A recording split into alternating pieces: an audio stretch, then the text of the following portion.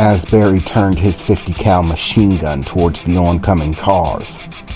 They finally started giving way, backing up and giving us distance, swerving sporadically through the streets, trying not to be easy targets, beginning to split up, put distance between each other. But I could still hear bullets ricocheting off of the armor of the vehicles, gunfire flying from both sides. The air carrier was moving sporadically, trying to evade the 50 caliber rounds that were flying in its direction. Not entirely successfully, but not so much that it was completely unable to put those 30 cals on us. One of the stream of bullets began to bypass us. We were the third vehicle in the car lineup, as I saw the streak of bullets nailing their way into the ground, forming a line directly into us. The car was shaken as it passed over, but luckily enough it didn't hit the open space where we were, primarily hitting the front of the car, which put some extremely heavy dents in it, but it was still moving, and the air carrier had sacrificed some of its defense in order to make some attacks. So, it had already started taking some hits from the 50 cals, and was now starting to back off a bit. And that's when I spotted it, rising up out of the back of one of the 3 cars giving chase, was a guy with an RPG. That wasn't good. Our armor wasn't going to protect us against that. We'd need a tank. My weapon was the only one that had a chance of hitting him at that range. Thinking quick, I pulled up my sights and tried to draw a bead on him. Come on, come on, I thought to myself as I tried to get him in my sights, line the shot up, as he was doing the same. Finally, I felt like I had a steady beat. I squeezed the trigger, letting the round go, and it hit, but it wasn't in time. As the energy round slammed into him, he squeezed the trigger, and the RPG went flying. Barry shouted, "RPG incoming!" over the radios. The back car, and the one that me and Barry were in, managed to evade it, only just. But the second car in the lineup, now the first, since the original first had been blown away, wasn't so lucky. The RPG slammed into the back of the vehicle. An explosion ripped out, and the car went sailing, end over end, flying off of the road. Finally, Barry's 50 cal shots were lacing into the vehicle behind us, the one with the RPG. He wanted to take that one down first, and began focusing his fire.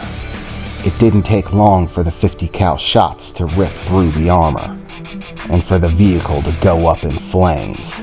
At first catching fire, the movement of the wind blowing the fire into the interior of the vehicle.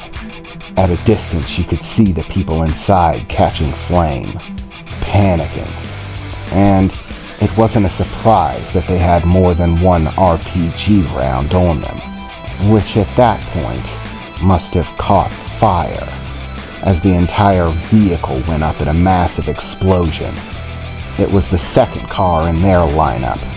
The first and third cars seemed to be unfazed by the explosion, the third car in line simply blowing right through the rubble that was left over, running over their fallen companions without question. There was no question about it. We knew who these guys were.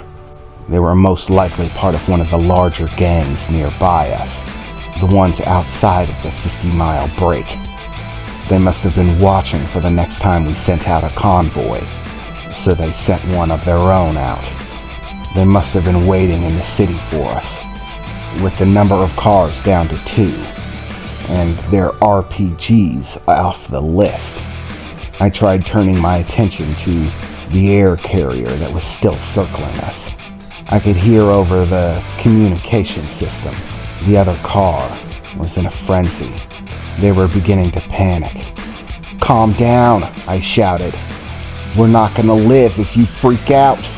"Keep your guns up! Keep shooting!" I shouted as I turned my attention to the air carrier. Barry's 50 cal would keep those cars at bay, at least for the time being.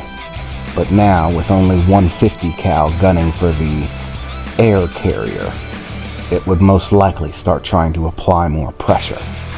And we were coming up on the timeline. That primary cannon was about to recharge, which is, without question, exceptionally bad. But those cannons have a weak spot. In the moment before they fire, the energy has to coalesce, build up within the cannon itself.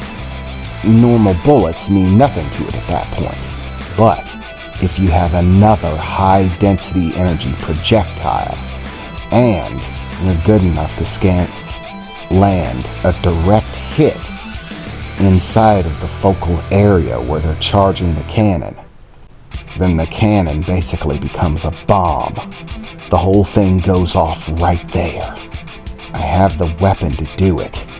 The only question was, could I hit the shot? It was basically our only chance. With only 150 cal left, it wasn't going to be enough to tear through the armor before it tore through us. And that's when I saw it. The air carrier starting to close distance. The cannon is far more effective at a closer range. The greater the distance, the more the dispersal. It also increases the chances that you'll hit your target, but lessens the damage threshold, meaning the odds of completely destroying us at a long distance with a single shot from the cannon decrease. I saw the glow of the cannon as the energy started to coalesce. I drew a bead on it, the best I could. I didn't have much time to work with. The energy threshold was only a few seconds long. That's all it took for the cannon to charge. So I'd get 2 shots, maybe 3 if I was exceptionally lucky. I fired my first shot, but got nothing. It went wide to the left as the air carrier drifted, and the shot just bounced off the rear armor, scorching into it and doing some damage, but definitely not the mark I was trying to hit. "Damn it, stay still," I shouted as I let my second shot loose. Closer, but still no cigar. It bounced off of the outside of the cannon, not the focal point. It might have done some damage. I saw some sparks flying after the hit. The charge rate seemed to slow down a bit. I must have hit one of the energy capacitors that are used to channel the energy into the cannon. That's good. It might buy me a few more seconds. Enough for one more shot. "Come on," I said to myself. "Hit it. You have to hit it or people are going to die. Land the shot." I took one final breath, my heart still beating out of control, trying to keep myself calm, to focus on the shot. And as I squeezed the trigger, possibly for the last time, as that cannon seemed to be headed directly for us, the vehicle that Barry and me were in, I saw the energy in the cannon reaching critical mass. It was about to fire as my shot rang out. And as it did, the blue pulse of energy landed dead center. The entire bottom end of the carrier erupted into flames and blue light, the armor twisting and contorting, the wings warping out of shape, the jets that kept it aloft now beginning to sputter black smoke and spit fire as the air carrier spiraled out of control. For a moment, it made me feel just a little bit better. That was until I realized that while it may have been spiraling out of control, down for the count, the direction it was spiraling towards was still aimed for us. As I screamed for the driver to hit the gas, the air carrier went down, right beside us, the impact setting off an explosion, rocking our vehicle, sending us swerving and then into a spiral. The driver tried to get control of the vehicle, but it wasn't entirely effective. Eventually, the Jeep came off its wheels, landing on its side and beginning to slide down the roadway, sparks flying from it. As I heard yet another explosion, I couldn't tell from where, as I was a bit more concerned with the pavement nearby my face, as I hung clinging to the car, staring down at the roadway beneath me, grinding the metal that the car I was in was made of to dust, bits of stone and metal flaking, flying everywhere, as we slowly ground to a halt.